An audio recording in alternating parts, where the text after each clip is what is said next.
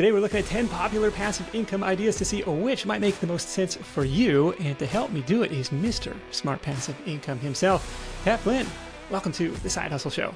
Nick, thank you so much for having me. Long-time listener, and you and I have been friends for a while. It's just I'm so honored to be back on the show and here hanging out with you. Well, I'm honored to have you. Nobody has had a bigger influence on the creation in the early years of Side Hustle Nation than yourself. So it's been amazing. It's been such a fun journey, and a sincere thank you to everything that you do. My pleasure. The new book is Lean Learning: How to Achieve More by Learning Less. And it's coming out this week. So why don't we start there? Smart passive income idea number one. What grade would you give book publishing here? I know you've got experience in the self-publishing world, in the traditional publishing world. What's your take on this one? Yeah, so when I think of passive income, there's always going to be an investment of time to create the thing. Nothing, of course, as you teach and as I teach, nothing just happens overnight.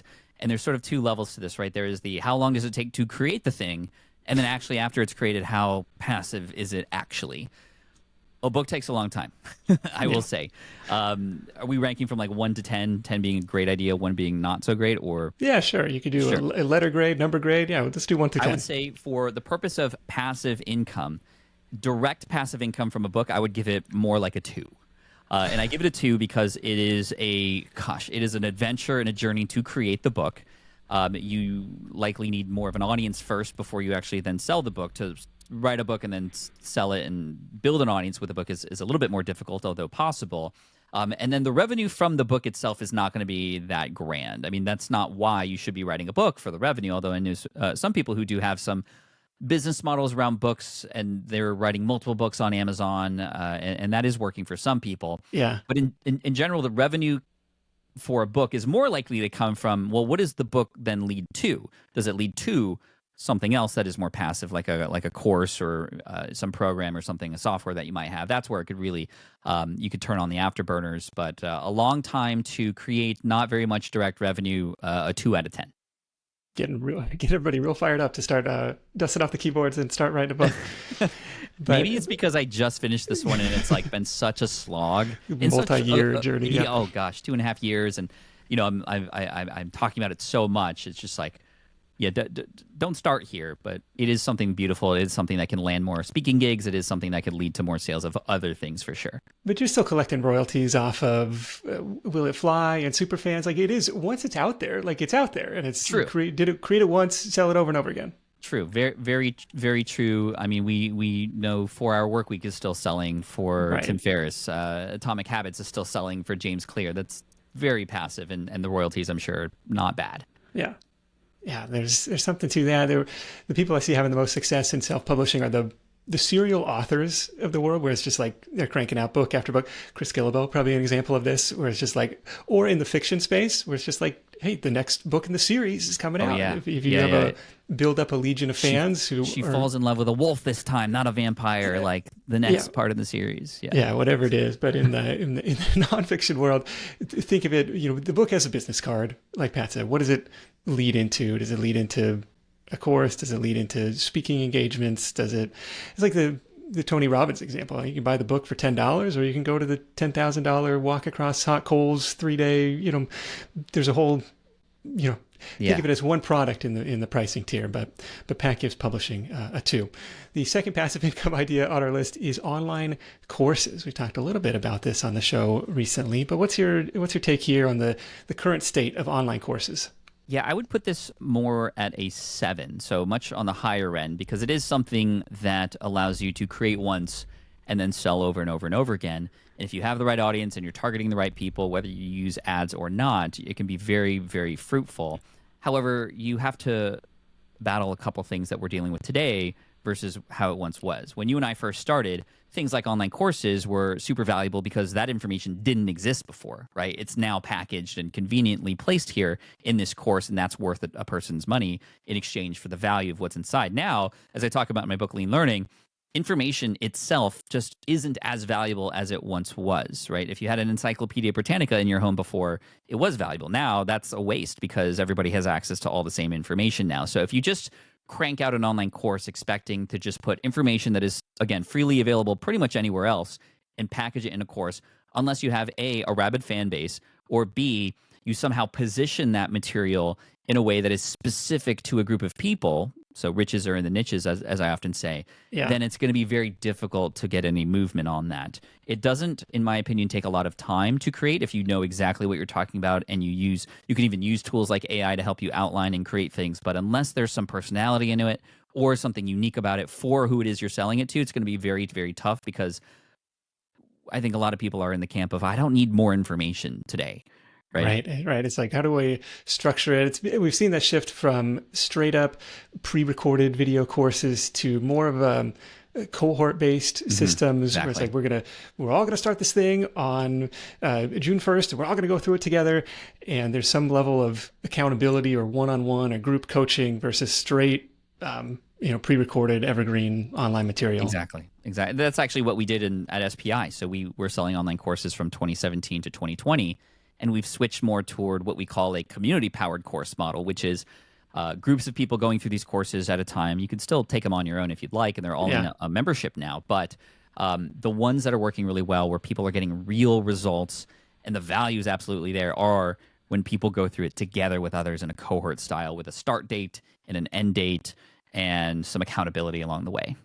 Yeah. If you are it's an interesting place to be as a purveyor of information or a seller of information in an age when information is so overwhelmingly available. And maybe this kind of leads into the next one. The next one on this list, number 3, is blogging. This was like, at the top of everyone's passive income list, 10, 15 years ago. And just with the algorithm updates and the Reddit in the search results and the AI answer snippets, it's a much tougher game in this space. Yes, I would rank blogging. If I could rank it below 1, I would. Wow. At this point, as a longtime blogger. Oh man, yes. I mean, that's how I got my start. It's how everything started. And you were missing out on opportunities by just sticking with text alone. Does this mean it's not possible? No. There are people who are amazing bloggers who they have that voice and that's their favorite medium, and that's okay.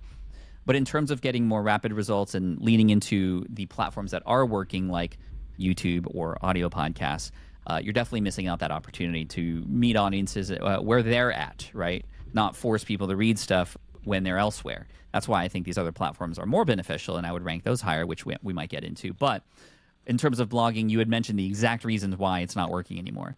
Search engine optimization has changed. When I look up for something in Google, I don't see the first organic search results anymore. I see, number 1, an AI summary from Google, the answer.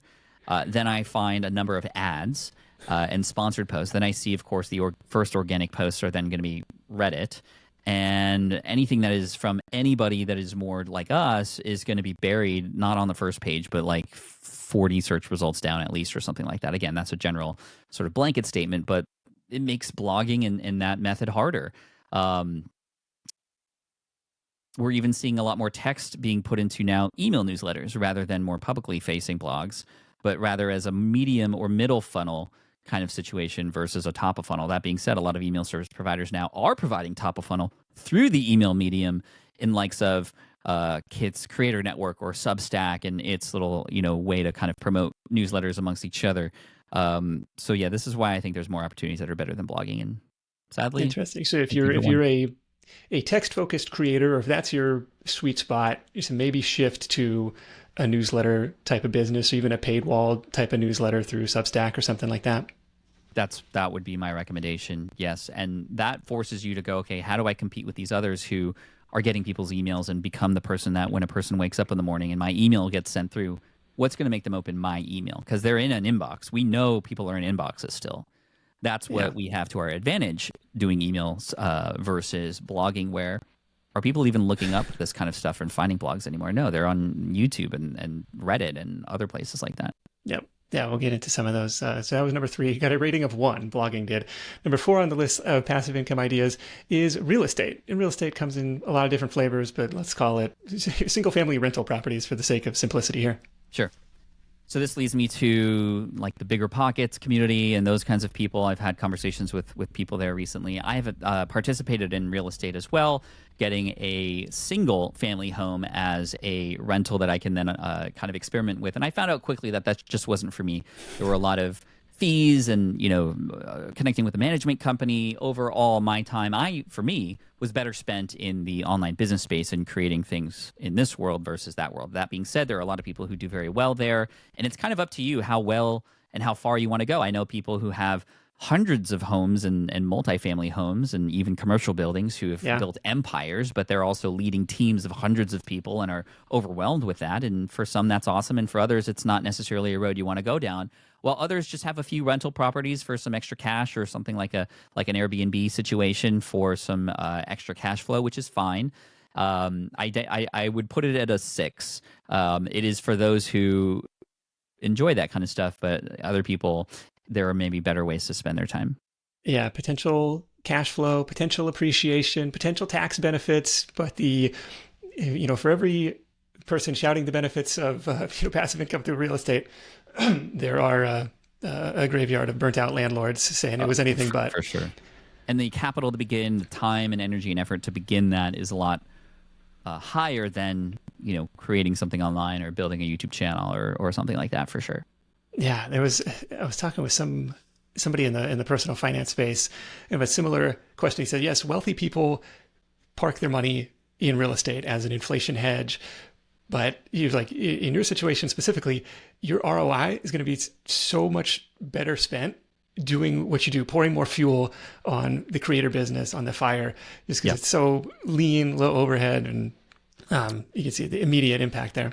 Right. My trouble with real estate is how slow it is in terms of, well, and of course, like if you sell a home, if you're selling homes versus like having a home for a rental, either way, you need tenants, and ideally, you just want the tenants to stay there and forever, have that passive income continue. However, it's now no longer completely under your control what happens, because if something happens to the home or the tenants aren't great and they move out, it's like now you have to then answer to that in order to keep the passive income going. And all passive income streams require some upkeep of sorts. And again, real estate can be very beneficial, but for me, in my liking, I would put it at a 6. And I feel there's better opportunities for sure for passive income. We've got some a fun series of what I call unconventional rental businesses. Yeah, houses are expensive, but here are some other assets that you can get into for a lot less. And it started with somebody doing bounce house inflatables, and that was his inspiration. It was like, well, he wanted to get into real estate investing. Yeah, that's great. Here's a different kind of house that I could buy for a lot less. House. But we did mobility scooters, we've done photo booths. We did a guy who was doing moving boxes in Sacramento. We had a woman doing bridesmaid dresses in Australia. These other rental assets where it's like, there's a little bit of labor involved and some upfront costs, but a lot less than a house, but some interesting ones. Number 5 on our list of passive income ideas is e-commerce, and you've got some experience here with the SwitchPod. I do. A handheld selfie stick, basically. But is this thing still selling? Yeah, it is still selling. It's very passive. I mean, it's not totally hands-off. It's for sale on Amazon and our switchpod.co website.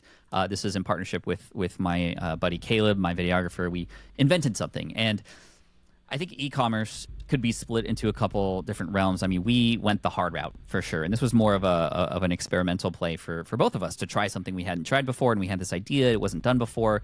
The idea behind the tripod is these legs can fold into each other and become a handle for you to easily kind of open and close and do your filming on the go. So that's what the SwitchPod is, and it worked really well. We launched it in 2019 on Kickstarter, and we had generated $415,000 in 60 days from that launch, but it was not an overnight thing for sure. It took time to invent and create and iterate and fail on, and quite a bit of investment, 25 to 30K of our own dollars put into that.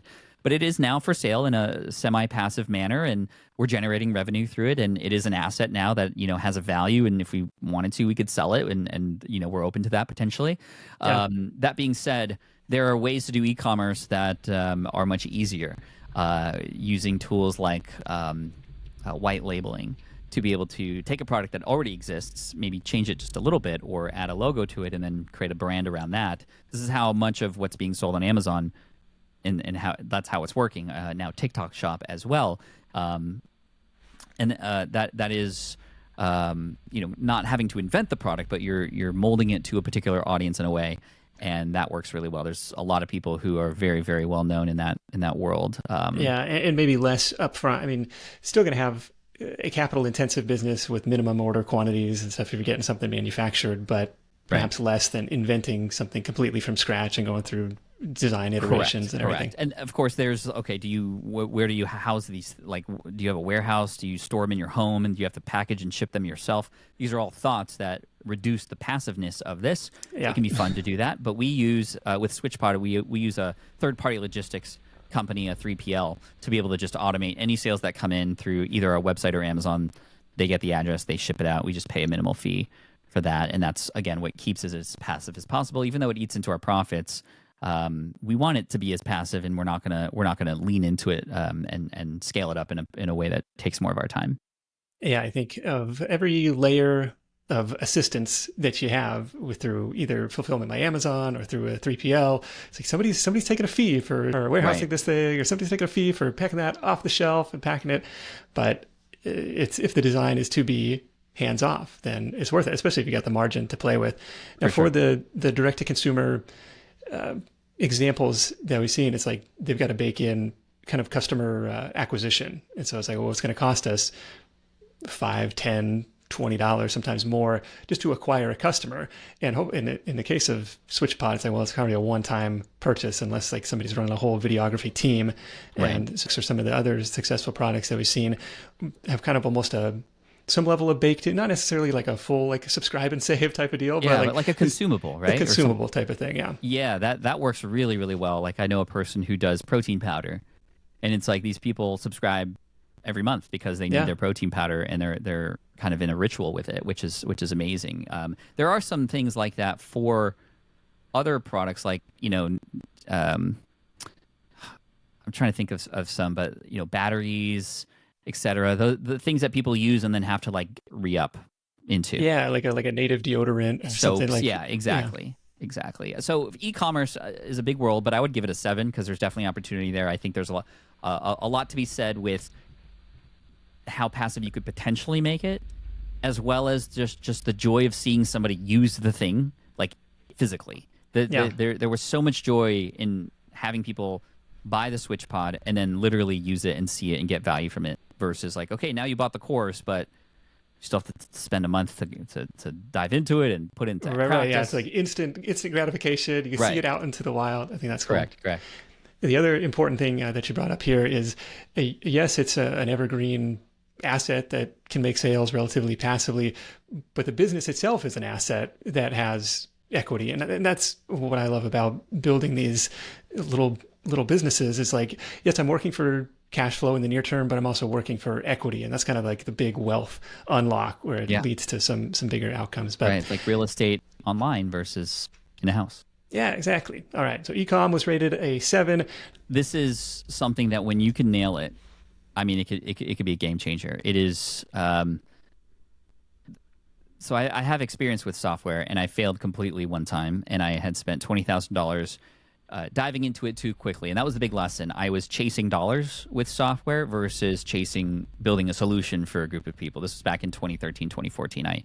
I was almost the you watch those old cartoons and the dollar signs are coming out of the eyeballs. That was me. And now I needed that lesson. It really grounded me to have failed on that, building a WordPress plugin that really went nowhere. I didn't even take it to market because I had tried to keep this whole thing secret, and then I eventually let people know about it, and they were like, "This is not good. Like, I would never buy this."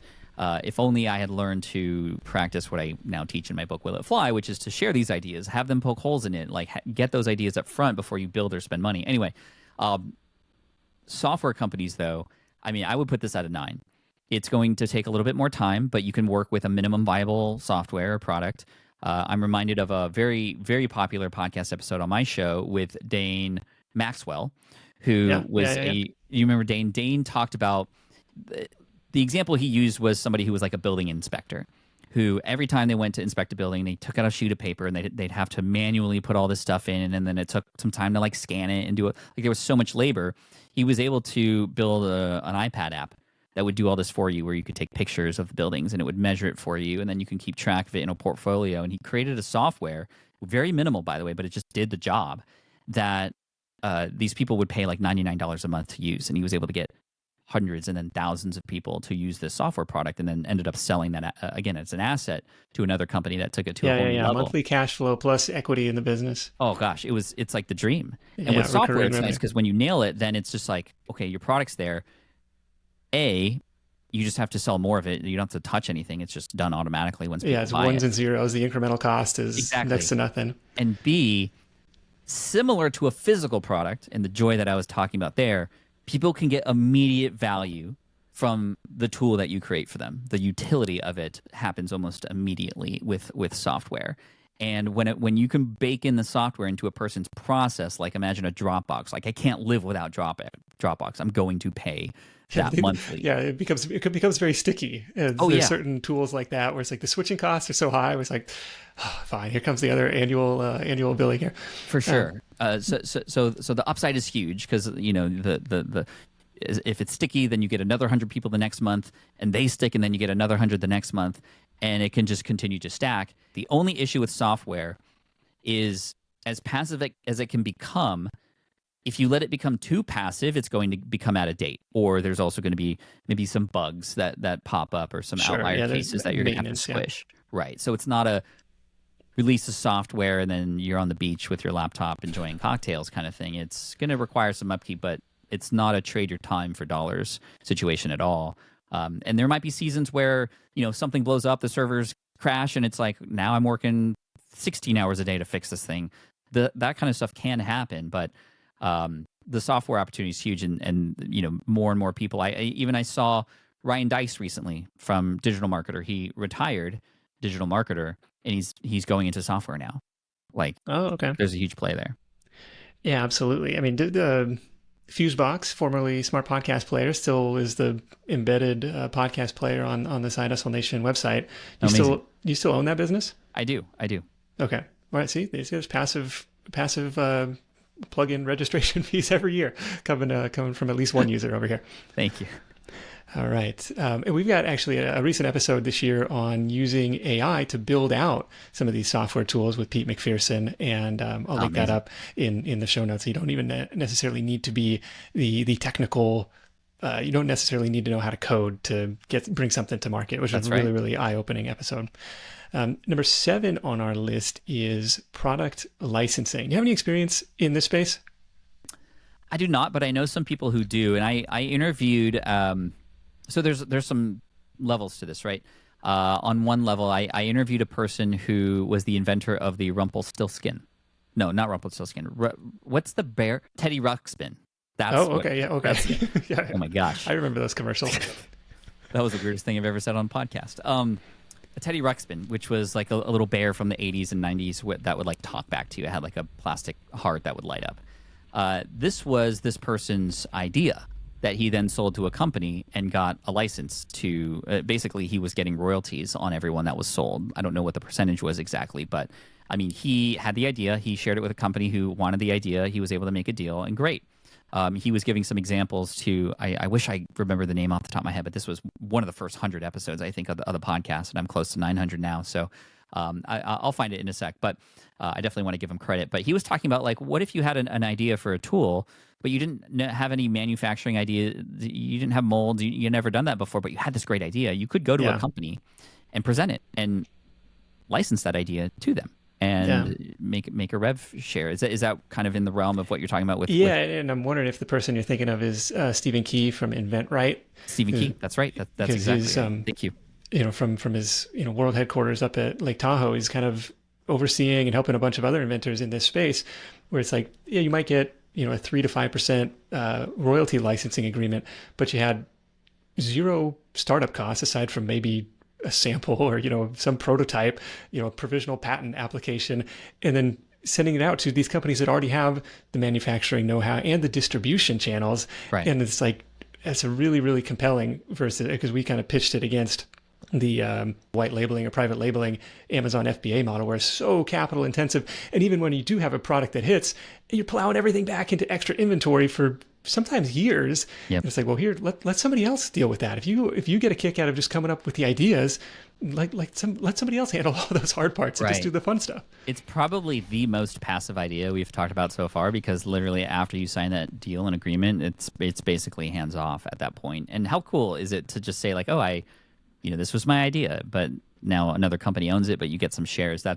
That's really cool. Where I was going before in terms of there's another level to this is there's a lot of people who have information, like they might have a course or a program, to license that to somebody who now has an audience, right? There's a world where your information inserts itself into somebody else's course, for example, who might have an audience in a baked-in marketplace, for example, and they will pay you sort of a fee to essentially license your material. So it's not just the idea. It could be your actual material can be used. And using that inside of, I spoke with somebody a number of years ago, but he took his material and it became a part of this company's sort of employee onboarding process.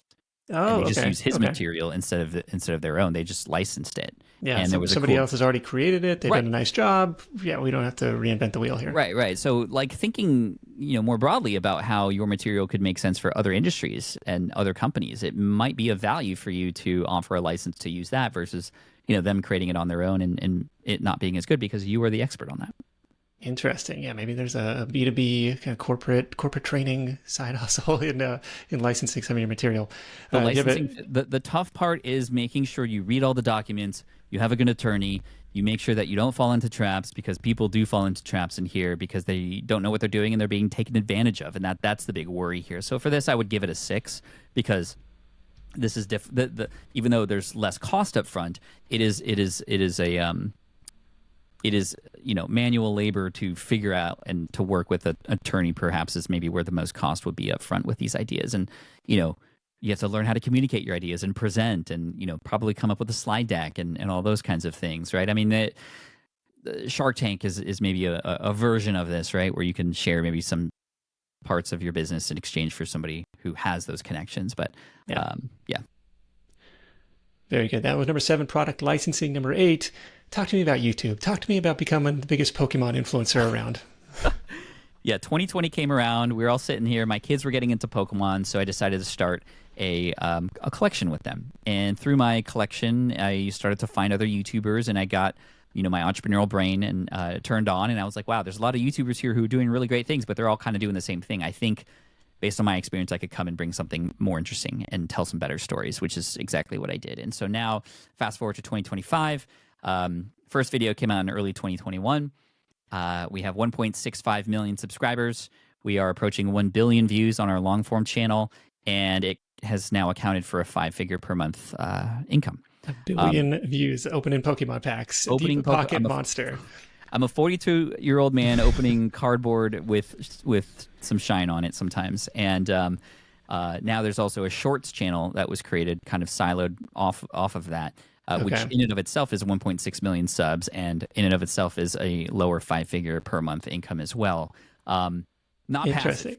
Not passive. Not passive. But so that's one of my questions. Actually, 2 questions. So first, you would recommend splitting off a shorts channel versus diluting the main channel? No, not always. Not always. If it's the same audience exactly, it should be actually on the same channel. I broke it off for 2 reasons. Number one, a family who's watching me complete a set in 24 hours for a 45 to 1 hour length video is different than the person who's doom scrolling at night looking at somebody who just wants to see a pack opened in 60 seconds. It's a different audience, even though it's Pokemon. All right. That being said, there is some overlap. Okay. In general, especially for you podcasters out there, if you have a podcast and it's a video podcast and you have all of it should be on one episode, on one. If you take clips from it, for example, it just all helps that channel. That's the best practice from the mouths of YouTube, actually. So that answers that first question. But secondly, it's not passive at all, because, I mean, if I were to stop all the Pokemon stuff today, I would still likely see, because the videos are presented in a more evergreen fashion. These are stories being told. These are challenges. They're not, here's the new set that just came out that then this video will mean nothing to you in a month kind of video, which is what most other people were doing. I could stop and it would continue to generate probably 5 figures a month for the next couple years if I were to stop now completely. Those Yeah, I was videos. gonna say because the videos that you released, a couple of years ago, they're still racking up views passively. Right. It's just to Right. keep feeding the beast, to keep feeding the algorithm. We got to come up with Yeah. new content all the time. It feels like that, and you definitely, as a creator, get drawn to that, especially when you see income coming in, you see views, you see comments. There is a trap that many creators fall into where they then experience burnout. And thankfully, the Pokemon thing for me is still on the side. I have specific days of the week where that's all I'm working on, and it's just basically 1.5 days per week. Whereas SPI is still my major thing. Because of the videos and the way that they're filmed, they are evergreen. There was one video that was filmed, for example, in 2022, where I went to Hawaii and I went to a convention and I finished this really difficult set in 48 hours. It brought the community together. There was a little crying at the end. It was super emotional. And that video, I think, has 12 or 13 million views and has accounted for over $100,000 in ad revenue. Just one video. Yeah. That's and nuts. It slowly ramped up to that over time, and other videos have done just as well, and some videos don't, but we're going to keep casting that bait out there and hopefully catching some big fish. Yeah, that's really cool. Deep Pocket Monster, go check them out, and some of these fun Pokemon card challenges. So I have to give it a 9, and the reason is not just because I'm biased toward YouTube, but also the ability for you on YouTube to, whether it's on long form video or on short form video, and I've proven it on both, you can create a deep relationship with your audience there. And with that deep relationship, with that trust that you build, you can build anything, really. You can sell merch, like what we're going to start doing soon, or sell a product or do affiliate marketing. I'm the #1 affiliate for a binder company out in the UK. Okay. And I generate a few $1,000s per month, and they just send me a check every month because I've put more customers in their hands, right? Affiliate marketing in Pokemon with a binder. It's crazy, but it's all the stuff that I've learned in the past and in business and entrepreneurship and all these other endeavors now being put in a new space. So everything you learn, everything you do can stack and move forward into the next thing. And it has proven to be the case here with Pokemon now, which is kind of cool. Yeah. Do you want to do affiliates? Affiliate marketing is number 9? Sure. Number 9, affiliate marketing, I think is a 10. And I think it's a 10 because, number one, the ability for you to find a product that makes sense for your audience, that serves them. And it doesn't have to be your own product. In fact, that's the definition of affiliate marketing. You're promoting or recommending other people's products. If you can find the right product, it's incredible because it can become as if it were your own in the way that you promote it, in the way that you sell it, and even in the revenue that you could generate from it, depending on how well those commissions are, whether it's a physical product or a digital product. You can do this on day one of your content as well. That being said, of course, you don't want to be salesy on day one, but yeah, if you have I don't know if I would come out straight out of the gate, like if that's my only play, but yeah. Right, but I mean, I could argue against that and say, well, Nick, if you found somebody on day one who needed help with something and you had a product that can help them, would you say, you know what, I just started, I have this thing that can help you, but you know what, I haven't hit 100 subscribers yet, so I'm not even going to tell you. Right, so again, authentically sharing these things so that you help people is always going to be the case, whether you're just starting out or not. So the other thing about this is the affiliate marketing you do can lead to incredible partnerships with the companies that you're promoting. I have become not just an affiliate for companies, but I have become advisors for some of these companies like Kit and Circle. I'm now owning a piece of that company, a small percentage, by the way. But yeah, this was going to be number 10 on my list. Oh, okay. Well, we'll get there in a sec. With affiliate marketing, it's cool too because if you create, for example, how-to content on how to use this product, like I once created a video on how to use Descript, that video, which was published 4 years ago, still continues to generate views because it's a good video on how to use Descript. I have one for how to use Kit, how to use Canva, all these things that then inject an affiliate link at the end. And by the way, you have to be upfront with that. It's FTC regulations. You have to be upfront with the affiliate relationship there. But even so, those videos still continue to generate more views and therefore more revenue because they're putting more customers in. And that Descript video, one of them has generated over $100,000 in affiliate revenue over the years. I talked about some of the AI stuff in that tool before. Isn't it such a magical tool? It's super cool. It's amazing. Yeah. I had once been a advisor to lead into number 10, but we'll get into that. I was an advisor for Squadcast, which then got bought out by Descript. So I also now own shares of Descript, which is kind of cool. But I would give affiliate marketing a 10. It's the easiest to start with. You can start in the beginning. And even if nobody sees your content in the beginning, as you grow, people will go back to episode 1. They'll go back to your older YouTube videos and see those recommendations that are, again, hopefully genuine, that can help people. And then you can get a commission for that over time. And like if you can help people and make sales at the same time, like that's the most beautiful thing because everybody wins.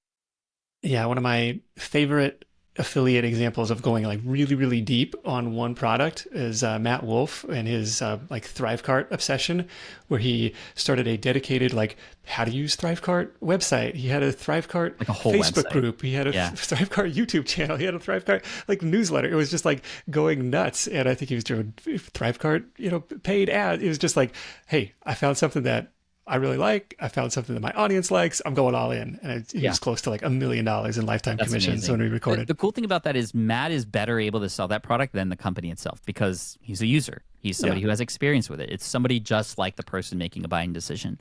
And when you can position yourself as the go-to resource for that tool, and even in a way, a help desk, it just positions you as, again, somebody who is knowledgeable about it enough to trust going through that link and going through that recommendation, and also somebody who then can get on the radar of the higher ups at that company to then create those deeper relationships.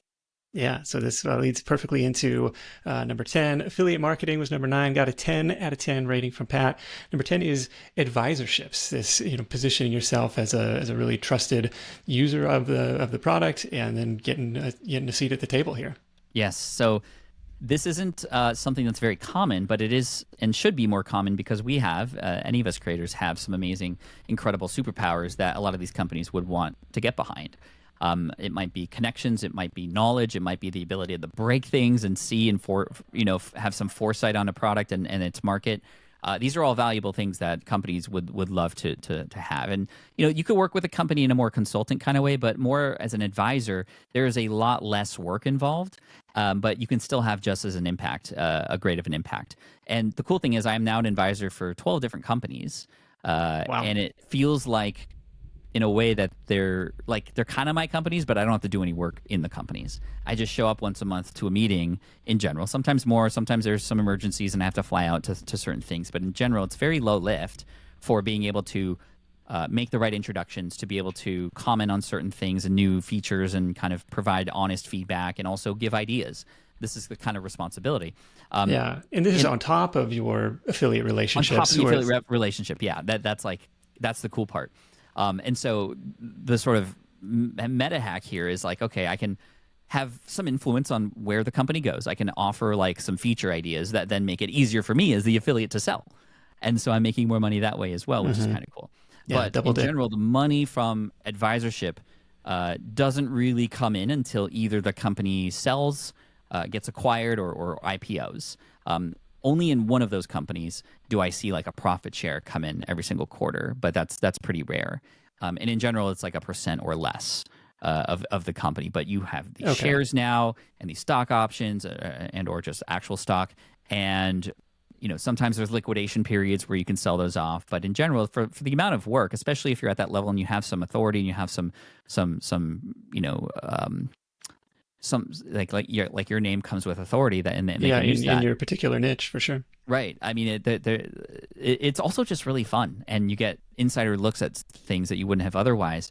And a few times the companies I've worked with have paid off big. I mean, I'm talking 6-figure checks, kind of just like, hey guys, we sold the company, cool. You'll see a check in the mail in a few weeks. Boom. Yeah. It's like, oh my gosh, I got and very, very little downside. It sounds like, aside from, attending the board meetings or like, occasionally providing your guidance and feedback. Right. That being said, I don't want people to think that this is easy. It does require a lot of mental lift in situations where you want to actually show up and serve. I mean, you are now part owner of a company, if you will. You need to step up and provide with what you can provide. There have been many cases I've seen where people are advisors just because they're top affiliates and they just don't do anything, and like the companies regret doing that. And you don't want to be a regret for a company. So, that's advisorship and a fun, neat way to offer more value to a company and even get something big in return one day, potentially. All right. What's your rating for that one? That one would be a 7. Okay. Very good.